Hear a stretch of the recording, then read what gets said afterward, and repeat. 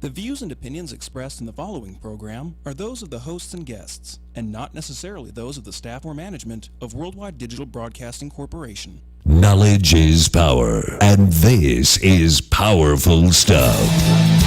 Wellness Education Cannabis Advocates of Nevada present the We Can 702 Nevada Cannabis News Hour with the We Can radio team.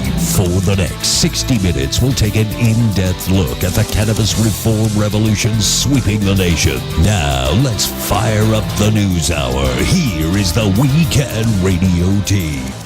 Good afternoon and welcome to another edition of the Nevada Cannabis News Hour. I'm your host, Michael McAuliffe.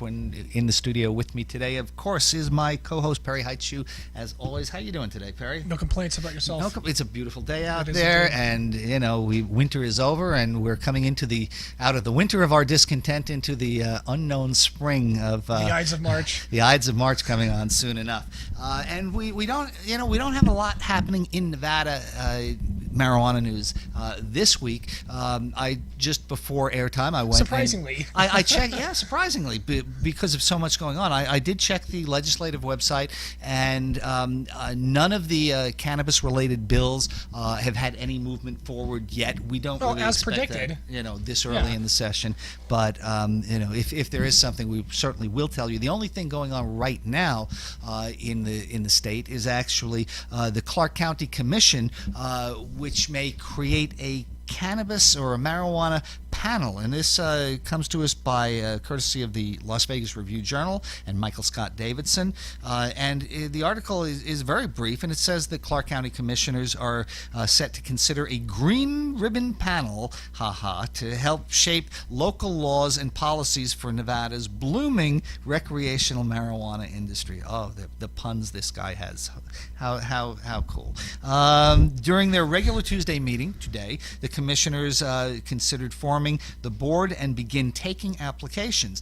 Now, here's where it gets interesting to me, is that suggested members include representatives from the Nevada Resort Association, the recreational marijuana industry, and the Southern Nevada Health District. And Steve Sisolak, the county commission chairman, says, we wanted people with a certain degree of expertise in particular areas. We're trying to get all affected parties in there. Oh, how about advocates? I didn't hear that mentioned. Yeah. How about people actually who know something about pot?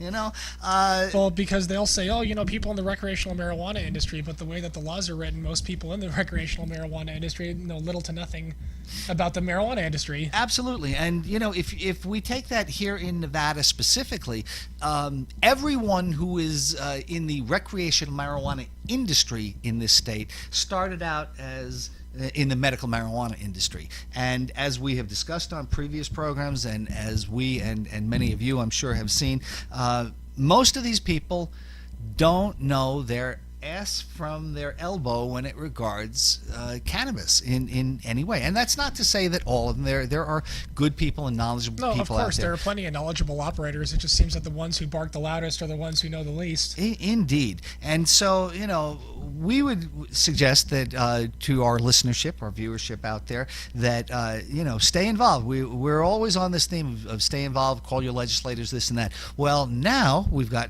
another team for you to call, and if you live here in Clark County, call up your Clark County commissioners. Just leave a polite message for them saying that we support the idea of creating this panel, but that it should have people from the movement sitting on that panel, people who will actually be there looking out for the interests of the consumer. And I can already hear that the forces on the other side who would not want to grant us a seat at these discussions are going to say, well, we've got these industry people, and back you were relevant in the medical marijuana area when it was only limited, but now you can't claim to speak for all these people, all these citizens in Nevada, and so all you advocates, you need to just stand aside. You've done your work, we've got it legal. Now step aside and let the big boys come in. And I just think that's wrong. It's just so very wrong, and that these people are going to create problems from ignorance.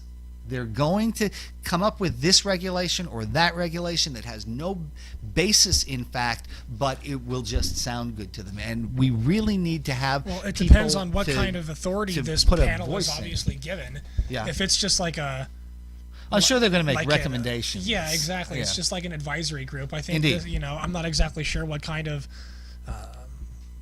credence or what kind of sway their recommendations may or may not actually have. I've been watching a lot of the various states go through their regulatory process, and it seems like just a couple of well-placed people can basically shut down any regulation that comes in. Like, for example, Alaska's been my second home for a long time, so I've been watching their regulatory process quite closely, and there's a 5-member marijuana control board, very similar to our gaming control board here, that kind of makes decisions on behalf of the greater industry and sets these regulations in preparation for the recreational industry to go, etc. We're going to have the same kind of thing here. Sure. Long story longer, 2 of those 5 members, actually, well, basically 3 of those 5 members have done a very, very good job at basically shutting down any of the more fun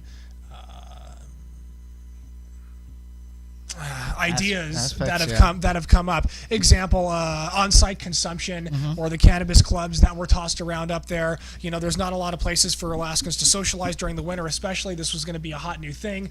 And of course, the more conservative, non-cannabis types people that got their foot in the door on the Cannabis Control Board have done what they could to shut down basically anything and slow the process down and this and that. Meanwhile, you have the other 2 members who were, of course, involved in the industry directly, who were trying to get this going forward, and they're just frustrated because there's nothing they can do to remove these people. There's nothing they can do to replace them, and it seems that there's nothing they can do, regardless of logic or reason, to sway these people. So, it just kind of is what it is. So we also need to be careful at who is put on these advisory boards or in these controlling positions so as not to hamstring the industry that they're supposed to be protecting. Absolutely true. Absolutely. And, in doing prep work for this show, I read a tremendous amount of what's going on around the country, and not all stories make it to the show. But I was looking at something the other day. We've talked about Massachusetts a lot, and they're, of course, moving forward with their legalization. And they have a legislative committee, elected legislators who are formulating these new rules and that sort of stuff. And this story I read just a couple of days ago said that just by the narrowest opportunity, a pro-pot legislator had been put in charge of their legislative committee that's figuring this out. And the reason it's notable is because until this guy just managed to sweep in and take it, the person who was going to lead the legalization legislation committee in the Massachusetts legislature was a firm avowed anti-pot guy, a You see that a lot. prohibitionist. You see that a lot. Absolutely. I'm seeing it In Alaska, around too. the country where people, especially in the states that have voted for medical marijuana or adult use in this past election, that in state after state, we're seeing these legislators coming in and trying to put the brakes on and trying to subvert the will of the people. I'm afraid we're going to see more of the same here. I assume we're also going to have a marijuana control board type entity here that will oversee the regulations that are going to be forthwith coming. And I am terrified to see who they put in charge of that. Who are the powers that be that are going to be in charge of that? Who's going to have the juice to get in on that, and why? And what are the, are the intentions pure, or is it something a little bit more sinister at work here? And I guess we'll just wait and see. I guess I've lived in Clark County for too long, but in Vegas, I think everybody has a hidden agenda. Oh, sure. But our hidden agenda should be making this city a better place to live and trying to create new and diverse revenue streams without raising taxes on the average consumer. I thought that's what if we can't all agree on that, then I don't know what the hell we're all doing here. Well, this is a country that it seems nobody agrees with anybody. With each other at this point, and it's just a crazy thing. You had mentioned the pot clubs, and this is something that's happening around the country with legalization that forces, regulatory forces are grappling with how to deal with this. There's an obvious demand. There's an obvious demand. And what's happened in these various states that have legalized now is they've given people the ability to possess it, but they don't give people anywhere to socially consume it. Of now, course. to stay in your home, that's fine. But if you're saying that you have to keep that behavior behind closed doors, in your home, away from respectable society, you're saying that even though the people voted for it, even though the people have said that these prior prohibitionist policies are makes wrong, it makes us feel like we're doing something wrong. Exactly. And it's we can't even for people who want to smoke, they couldn't even smoke on the sidewalk someplace or out in a park because they're looking for laws trouble. Are set up that way. Look, and I got into it with someone online. There's a lot of Facebook chatter that goes back and forth about this issue, and there's two sides of the story. There's, one guy's making the point. He's like, look, if I come to Vegas with my kids and I'm walking down the street from the Circus, I don't want to, see you walking down the street smoking a goddamn joint and puffing that in my face, and then I have to have a conversation with my kids about it and all this kind of stuff. And I'm thinking to myself, the technology exists for people to be as discreet as they choose to be at this point. Yes. I have an electric what looks like an electric cigarette a mod, I guess as they call it, like the battery part, and you can slide your disposable vaporizer tank cartridges into this thing, and it hides the oil. It looks just the mouthpiece shows. It looks just like an electric cigarette, and the flavored cartridges that are available, make it smell just like an electric cigarette. I could be sitting right next to you or John, smoke high quality hash oil. No one would be the wiser, and a lot of the people who are doing this so publicly, in my opinion, are doing it to seek attention. Just kind of doing it to seek attention. And I'm not saying that everyone enjoys vape pens, because a lot of people don't. I also enjoy smoking flowers. There's nothing wrong with it, but if we want to be accepted as members of society, as a normal part of society, we should attempt to blend in the best that we can. Attempt to act normally. Well, And okay, but you're mentioning this tourist who comes in and is going to have to explain to his kids why somebody is walking down the street smoking a joint. I should be or honest this, with them, that, or whatever. first of all. But why is this not? Is it seen as no problem if this tourist is walking with his kids down Fremont Street and sees everybody having these, 32-ounce long neck? Sure. No, I hear you. If it was, and that was kind of the laughability of these restrictions that they're attempting to put forth. They're like, you can't smoke it inside, and you can't do this, and you can't do that. And I'm like, look, if all those rules existed for cigarette smoke, I would be okay with that. Yeah. It seems like the government's okay with people slowly killing themselves, as long as you're not stoned, So, we need to address that double standard if we're going to talk about this. But also, municipalities and local entities need to be very aware that a lot of people are already smoking cannabis in public and have been for decades. And not only that, but I'm talking about on a very upfront, direct level. Example, I have been in at least 3 local bars on different parts of town, Summerlin, Henderson, Central Las Vegas, that have... I walk in, I sit down, and I smell hash. And I'm looking for the guy with the vape tank. Yeah. Of course, I see him across the bar, and I give him a little sign, and he gives me the thumbs up. I walk over, and we start having a chat, and I'm like, what the hell are you doing? I can smell it across the bar, and he's just like, yeah, well, ask the bartender. And I just look at him, and he does one of those, and that's it. And that's about as far as they're going to take it. They're just going to pretend, it's the don't ask, don't tell. They're just pretending like it's not happening. Yeah. And, that's how people are solving this problem. They're utilizing their pre-existing relationships with the bartenders they have in order to de facto allow on-site consumption for a lot of these entities who already have gaming licenses, who already have alcohol licenses, who are selling tobacco. They're not distributing marijuana, but they're not actively enforcing it either, because it's a non-issue. Right. If it's a non-issue, they don't seem to enforce it. You know what I mean? So it's a very thorny issue. There's no doubt about it, because people who voted for this feel that they should be accepted as any other legal activity, and you don't want to be making it easier for the law enforcement to go down and crack down on people. And I have something else here that just ties right into that. There's something about New York. I had a New York story here, basically, that says that New York is now has decriminalized cannabis. Oh, there it is. Okay. Here we go. And this is Drug Policy Alliance, a press release from last week, and said that On Valentine's Day, the New York State Assembly voted in support of a bill which will seal the criminal records of people who have been unjustly and unconstitutionally arrested for simple possession of marijuana in public view. And the Assembly member Crystal People-Stokes says, I introduced the marijuana sealing bill because drug laws have created a permanent underclass of people unable to find jobs after a conviction. And the thing is that New York is my home state, and I recall when they decriminalized cannabis in 1977, and they recognized then the harmful impact of an arrest record on young people. And although New York officials, including Governor Cuomo and Mayor Bill de Blasio, have previously recognized these arrests as ineffective, unjust, and racially discriminatory, they still continue across the state because of a loophole of the law. So basically, New York State all these years ago decriminalized pot. So under an ounce, if it were in your pocket, it's a citation. Nobody says anything about it. As soon as the cop goes into your pocket and pulls it out, it's in public view. And exactly that. Now and it's then a problem. It becomes a misdemeanor. Which is horseshit. But it is. And so what happened in the last year, over 22,000 New Yorkers were arrested for simple possession of small amounts of marijuana. And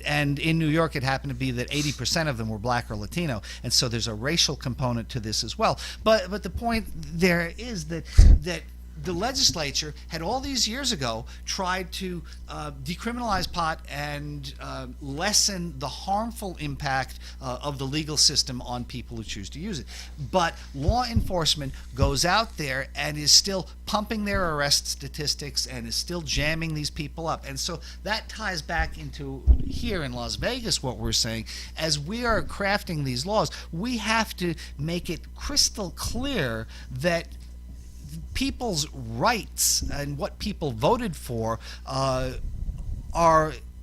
should be looked at in a more expansive view, and that people are sick and tired of the drug war and of having to fear for their future if they light up a joint or if their kids do or anything like that.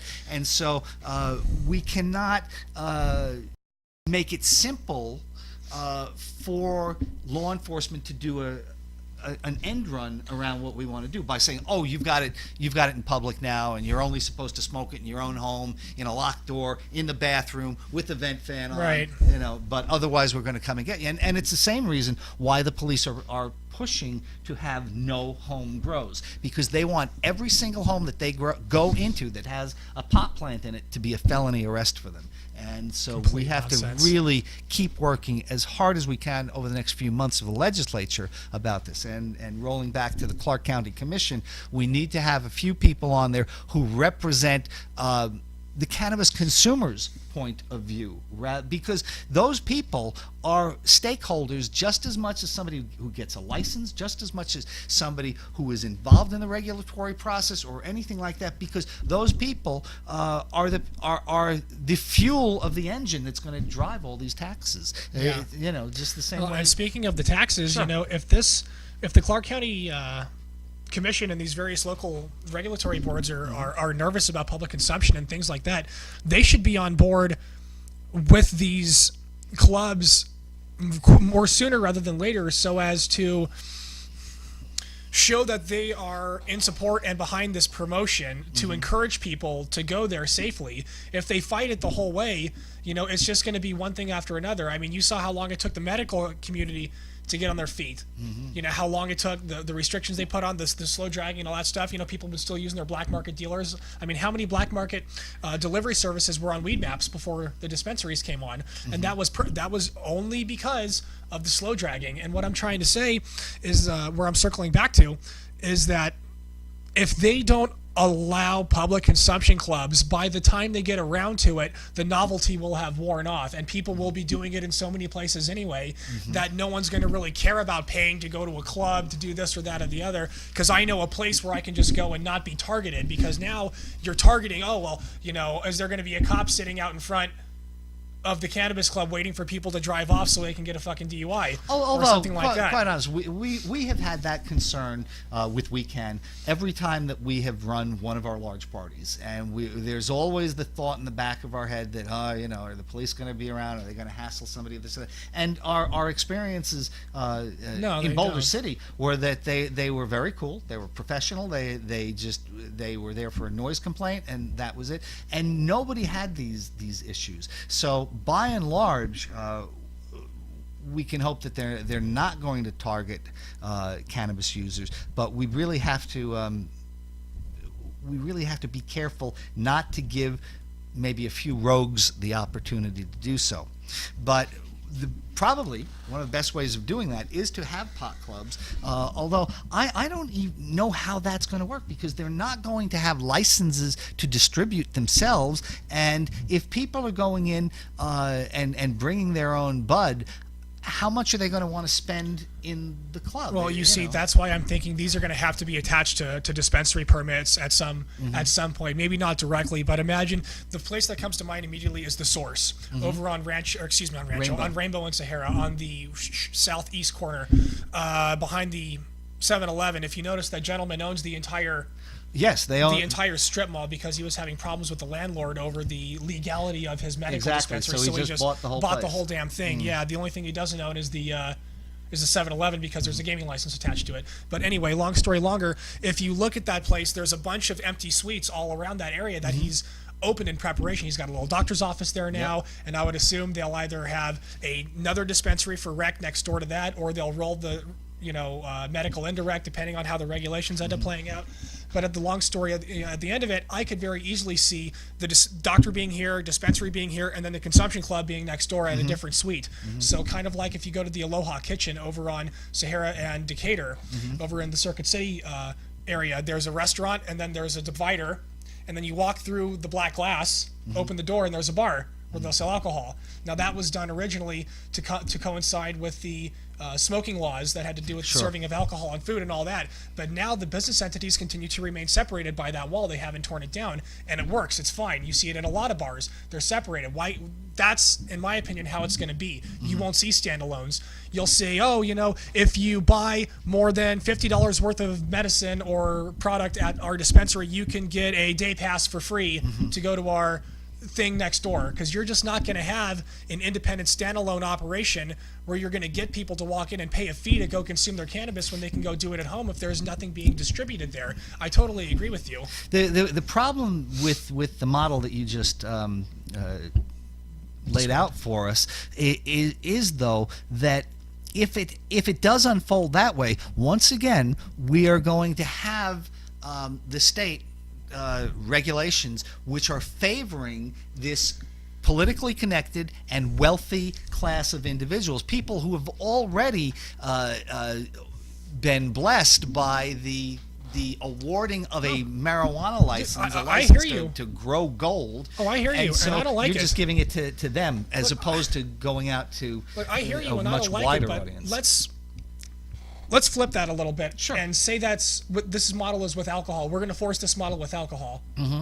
So you want me to buy alcohol from a licensed liquor store, then go pay an additional fee to walk into a bar where I am going to consume the said alcohol that I've already purchased for an additional fee? Sounds like every private social club in a dry county in the United States. It sounds like the state of Utah. I've never observed that. I was born and raised in Las Vegas, so Yeah. that's a new idea to me. But coming from a place like Las Vegas, I have a hard time understanding how that business model can be profitable in a society like here in Las Vegas. Maybe that can fly in somewhere like Utah or Tennessee or in these dry counties where people have these dry areas and they're used to that. But I don't understand how you're going to break a local populace into that's used to having 24/7 convenience on everything. Yeah, and really that's one of the reasons why our friend Senator Tick Segerblom has been pushing this for years, because he feels that Las Vegas is such a natural destination for this, for people coming in, and that this should be the place that is friendly for them. And so the way to make it friendly is to be as accommodating as possible. Why not have it just, if you want to have an independent operator, limit the amount of product they can sell.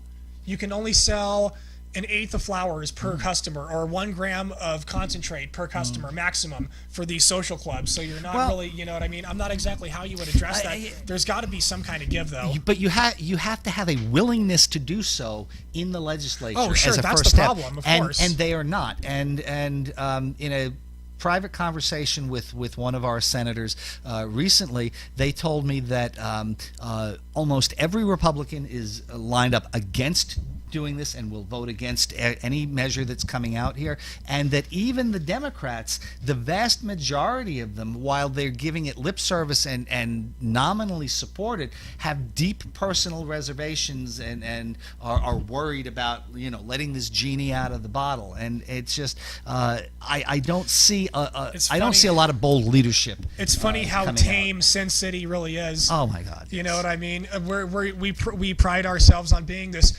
free-wielding atmosphere where you can do what you want, but when you get right down to it, you know, our local and state regulators have a very piqued interest in what we do in the privacy of our own homes and even in our bedrooms. Yes. You know, there are no like sex clubs or anything like that, and more traditionally conservative cities. I've heard of such things, but it's just kind of funny to me how. Haven't you heard of the Green Door down in Commercial Center on Sahara? I've never been there, but it's that place has like a Vegas institution. That place has a bad reputation, man. I don't know about all that. I wouldn't know. Well, there's another one, the Red Rooster, that's down someplace. Anyway, it just seems as though but the more fun we try to have, the more they try to put the clamps down on that. But I do agree that we need to give people a way to a place to socialize, and you know, another part about it is, if you're saying, okay, it's legal to have it, but you've got to stay at home and you've got to keep it, you know, in your locked bathroom, blah blah blah blah blah. You're telling people that, oh, it's okay, but it's still not okay. Yeah. You know? And the funny part is that if I had that conversation that I just had to you with a regulator, and I'm like, oh, well, I know of places that are already allowing it and this and that, their response would not be, man, you know, we should probably work on these pot clubs. They would go, which places? Which place so we need to shut them down. And it's just like, you're missing the damn point. Yep. If there was a place to go, you wouldn't need, because people wouldn't go there. Well, I've got a report here from the Associated Press, which is dated the 17th of this month, and it says Colorado warms to pot clubs despite federal uncertainty. And the report says the Denver officials are working on regulations to open a 1-year pilot of bring your own marijuana clubs, while state lawmakers are expected to consider measures to allow either marijuana tasting rooms run by marijuana dispensaries or smoke-friendly clubs akin to bars. Akin to cigar bars, sort of like what you're talking about here, attached to the dispensaries. Alaska regulators, spooked by how the Trump administration might view marijuana, recently decided not to move forward with rules for use of marijuana at authorized stores, although the issue isn't dead. Yeah, there. You see, I've had conversations with people who were involved with that and say that's nonsense. It has nothing to do with Trump. It's all about the personal reservations of the conservative members of the marijuana board who use that as an excuse to flex their will and get a headline, and people buy it. One of the things about having worked in this movement in Nevada for so long is that you do get a sense of perspective on this thing, and what you're talking about is exactly what I heard from the legislature in April of 2001, where they first came up with NRS 453A, and they would not have dispensaries back then. They were not allowing multiple caregiver to have multiple patients, and they were saying that it's because they were worried that the Bush administration, with Attorney General John Ashcroft, was going to come in and do all these terrible things to Nevada. But in truth, it was their own personal prejudices. It was their own personal hesitation to be attached to anything related to pot. So that doesn't seem to have changed in the last 16 years. So California and Maine voters, of course, also signed off on public marijuana consumption in their legalization votes, but they haven't settled on rules. Oregon lawmakers are considering legislation to allow marijuana use at special events like concerts and in cannabis lounges. But Colorado may be first out of the gate with statewide pot club regulations, possibly by this summer. And, you know... so we passed that same thing. We allow it at concerts. Concerts are held at the event centers that are owned by the casinos. Right. Does that mean we're still not going to be able to do it because their gaming license falls under that?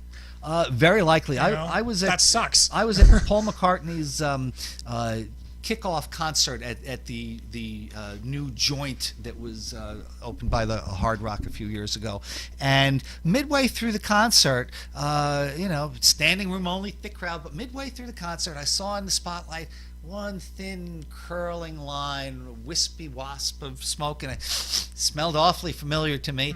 And but within 30 seconds, security was there, and they had two guys right in, and that guy left the venue. And which is odd because I'm sure that Paul had plenty of pot in his dressing room that he was smoking before the show. The House of Blues is even more ridiculous. The security there is aggressive. They'll manhandle you. They're terrible. Well, Vegas security has for decades had a reputation. I heard a nasty story about why the Doors rarely or never played Las Vegas. The story was that the manager of the Doors and Jim Morrison came to Vegas to look for a venue to play, and they were in the parking lot smoking a joint, and a bouncer didn't like those hippies, so he came and cracked him over the head with a blackjack. Really? And cracked his head open, and a scuffle ensued, of course. And they swore they'd never play Vegas again. Wow. And just another prohibitionist douchebag tactic that cost us a wonderful artist. Who knows what would have happened? Maybe that would have changed his life. He would have met someone here in Vegas that day or something, and that wouldn't have happened. Who knows? So with these clubs, according to Democratic State Representative Dan Pabron of Denver, he said no voter in Colorado voted to allow the use of marijuana on their sidewalk, in their parks, in their public view. Now, first off, I disagree.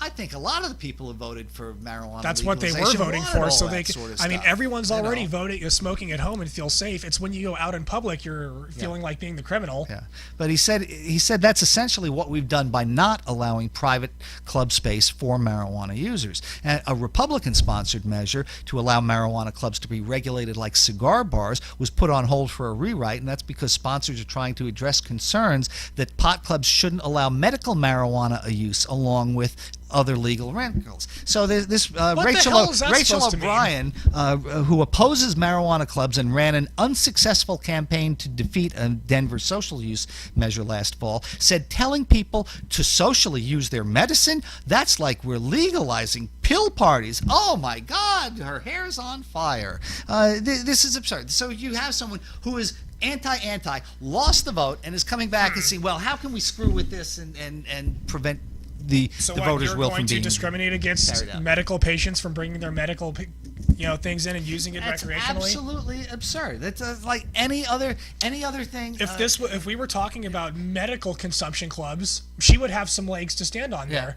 There would be something to say about that. Can't redistribute this, that, and the other. But then again, if it's only medical patients and you're allowed to gift cannabis from patient to patient for free, then I don't really know what to tell you either. So I've often said compared cannabis with insulin. And saying that if it'd be ridiculous if you had to make your own insulin, but you could only make so much of it, and you couldn't do this, and you couldn't use it in public, and all that sort of stuff. And all. But it's not. That's kind of a different situation here. But because insulin doesn't get you high. However, also if you don't smoke your pot, you probably won't die. Yeah, that's true. But if we take people who are on opioids, and obviously we have a major opioid epidemic in the country, but a lot of those people, there is a legitimate use for them, and they're taking them for pain, they're taking them for other serious issues. But the fact is that opioids will give you a high one way or another. It's going to give you that kind of feeling. So for this person to be saying, oh, we don't want to allow medical patients to smoke their cannabis in a social setting, would they be saying the same thing if somebody had to take their hydrocodone because they have crushed vertebra or something like that, even though it makes them high? Oh, and they're out for friends, a friend's birthday, they were at a bar or this or that. Everybody's drinking except the person who's taking the opioids, because you're not supposed to mix the two. But from this logic, that person shouldn't be able to take their pain medication in a social setting because it might get them high. when we were talking with Joe Bresney some weeks ago, some months back, and he was talking about the excuses and the lies that people come up. It's just reasons that we have to keep fighting at this. We think, oh, we've won, we're legal in the state, but we have to keep fighting because every step that we've taken forward, the prohibitionists are still in there with their heels dug in, pulling on our coattails to pull us backwards in the opposite direction. And so we have to remain ever vigilant and literally keep trying to drag us to hell with them. Yeah, absolutely, absolutely so. Well, I'll tell you what, we're going to take a quick break right now, and we will be back in just a minute.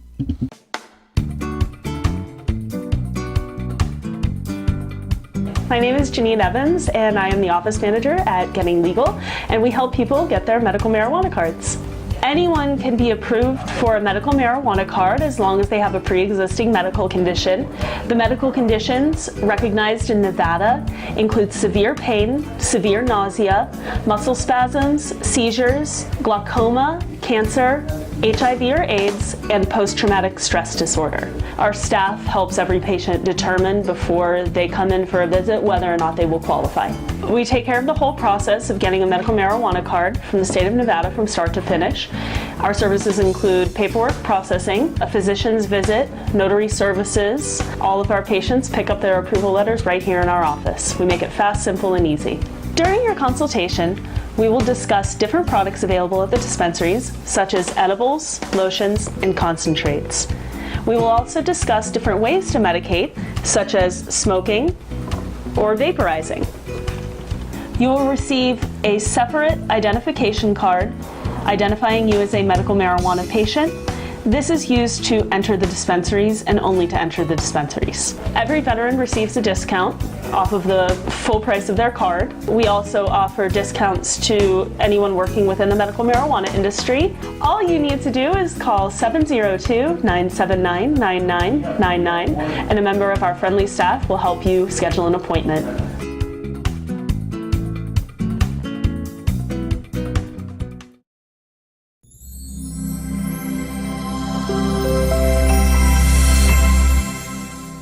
And welcome back to the Cannabis News Hour. Next door to us in Arizona, our friends with Safer Arizona are not taking their recent defeat at the polls lying down. A grassroots cannabis organization, Safer Arizona, is now filing an initiative to bring total cannabis legalization to adults 21 and older in Arizona. And a brief overview of what Safer Arizona Cannabis Legalization Act will do will be to, of course, repeal cannabis prohibition, entirely removing all criminal penalties in the state, legalize the possession, use, and consumption and transportation for cannabis for adults 21 and older, replaces all remaining cannabis offenses violations with fines instead of jail, allows 48 plants of home cultivation before being required to obtain a transaction privilege tax license after being subject to agricultural regulations, creates a free market system with licensed businesses, establishes sales tax on retail sales, places cannabis under the Department of Agriculture, prevents the state from re-implementing cannabis prohibition. That's pretty good because it's essentially that's what Alaska did some years ago. Because that's right. In 1974, I think it was the Alaska. They decriminalized it, then recriminalized it. They recriminalized it. So there's an awful lot going on down there in Arizona. If you're one of our listeners who happen to live in Arizona, or if you're going to be down there much, you might want to email saferarizona2018@gmail.com or go to saferarizona.com or facebook.com/saferaz and be part of this. We have had a good track record here in this last year or so of showing how to win these races. So if you have any interest, get down there and help our friends in Arizona. Their bill seems better than ours. Protections for firearm owners. Yes. Oh God, parental custodial rights are built into that. Yep. There's all kinds of good stuff that we don't have. that we could. And a lot of this, all it really would take is just an act of legislature to I think the custodial rights is just pathetic and disgusting. I see that I see that really often. People love each other. They put their lives in together, and then something happens. They break up, and they say, "Oh well, even though it's legal or you have a medical patient card, I'm going to use that against you. I'm going to use your illness against you to hurt you." And no, but it's not using your illness. It's using your choice of effective treatment. Just because you decide to use one therapy instead of another, that your partner is saying, "Oh, yeah, you don't deserve to have any rights to your children." It's pathetic. Well, all's fair in love and war, and divorce is one or the other. Yeah. So I saw something that came out of the New York Times, just a brief piece here, an article from yesterday that said popular domestic programs face axe under first Trump budget, and I'm sure you're happy to hear that Donald Trump is going to be cutting some of the federal regulatory structure. Well, depending on what it is. Continue. But in this case, Mr. Trump has spoken volubly about the nation's drug problems, yet the list includes the White House's Office of National Drug Control Policy, which dispenses grants to reduce drug use and drug trafficking. And I would have to stand up and applaud President Trump if it happens. If he actually ends up doing it. Because in its actual charter, the Office of National Drug Control Policy is mandated to fight anything, any legalization attempt by any state or any subdivision of a state, and is not required to stick to the truth in doing so. This agency has a mandate to lie to the American citizenry in pursuance of their prohibitionist goals if necessary. And so if President Trump is actually going to disband this office, wow. So I would stand up and applaud that. That might be his war on fake news. War on fake, maybe so. Also on the federal scope here, I showed you this just before we started. The DEA is looking to hire weed couriers, and this comes to us from Tom Angel at marijuana.com. And the federal government is looking to hire teams of professionals to transport bulk marijuana and other hazardous waste materials, according to a social solicitation notice posted this week. Oh, sure, of course. Right? I can imagine someone's got to do it, just like any other job. Gig, yeah. The work will take place mostly in Houston, El Paso, and Phoenix, where the DEA says agencies, and I quote, enormous amounts of marijuana each year, largely as a result of referrals from the U.S. Border Patrol.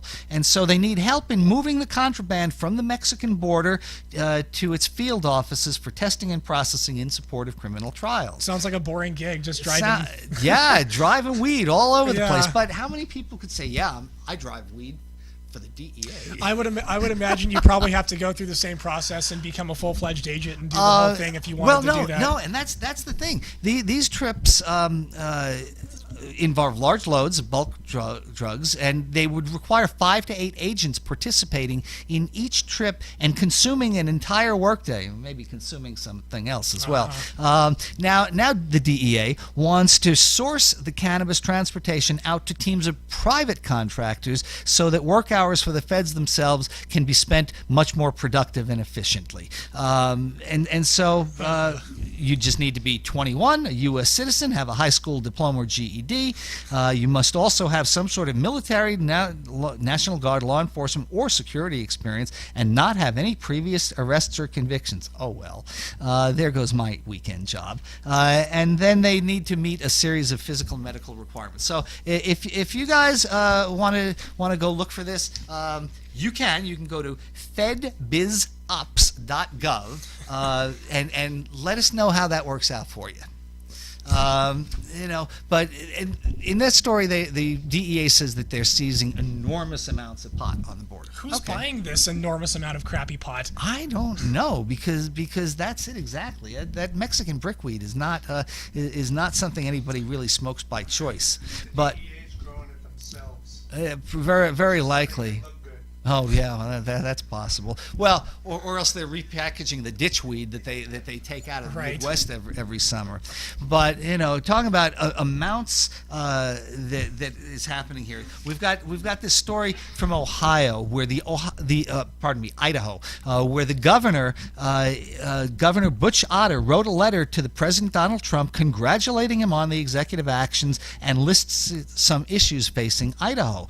And he says among the most pressing concerns facing Idaho, both from the criminal and public health standpoints, is the utter lack of consistency displayed by the Obama administration in enforcement of federal marijuana laws. In that respect, Idaho is a virtual island of compliance, and we are paying the price. And of course, Idaho is surrounded by island of prohibition. Right, and they have Montana, which has a medical marijuana program, Washington, Oregon, Nevada, and so yes, they've got a lot of pot states around them. Now, why I found this was interesting is that he's saying this is one of the most pressing concerns facing the state of Idaho. They must have a pretty nice state if that's their most pressing issue. Indeed.